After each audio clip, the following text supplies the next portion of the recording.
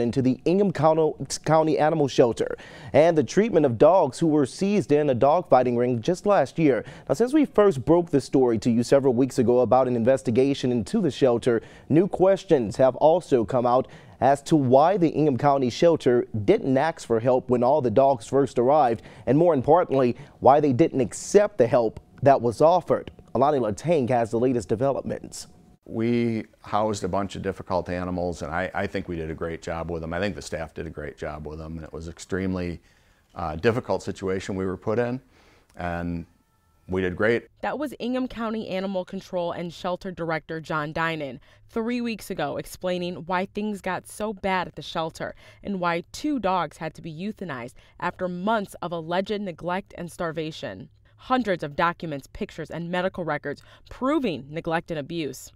Even an investigation by the Michigan Humane Society, whose reports concluded inadequate staff, lack of communication, and more. Local pit bull advocate groups tell News 10 that there was help, and Dinan didn't take it. These experts waiting, to be called for help.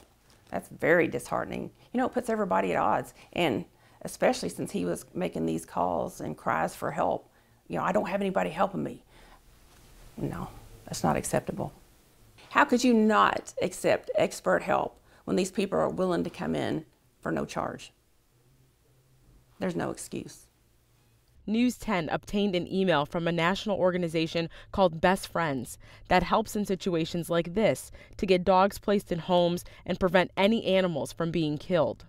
The email states, "I wanted to get you information regarding the rescues and shelters which have offered assistance for these dogs and the remaining 30-plus dogs involved in the case." A list of 9 organizations. Humane Society of West Michigan offered assessment for behavioral and potential placement.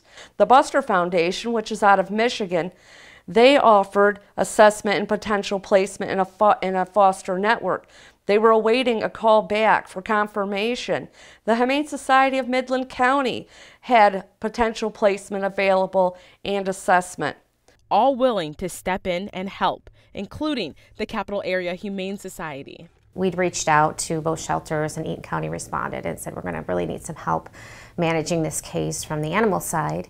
Eaton County seized 10 dogs from that same dogfighting ring and got help. So we were there and brought the dogs in, actually housed the dogs. I think one of them just went, was just sent to a rescue organization that specializes in post-fighting dogs.